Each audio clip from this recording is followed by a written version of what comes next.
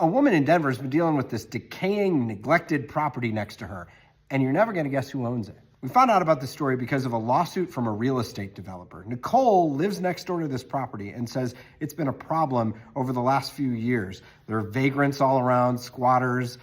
They've started fires. They made her feel unsafe in general. The home also has no gutters, and so the water runs off the roof and into Nicole's yard, and a roofer told her it's causing some damage to her own foundation. This property is even on the city's neglected and derelict properties list, which means the owners could face fines if they don't make some changes. Plus, it's just not pleasant to look at. Earlier this month, a real estate investor sued Habitat for Humanity. Yep, they own that property. Turns out the investor flips dilapidated properties and sells them and wants access to that property. Told Nicole about it, asked if Nicole could be the injured party in the lawsuit, and she agreed to it because she's had so much trouble trying to deal with this. We asked Habitat for Humanity why that property looks like that. They have a pretty good record. They usually are pretty good about fixing up properties that they serve. They told us they couldn't comment on this because of the pending lawsuit. Though they did talk to Denver Westward, apparently before the lawsuit was filed, in a story that was published yesterday, and said there are all sorts of problems there, like meth contamination, asbestos,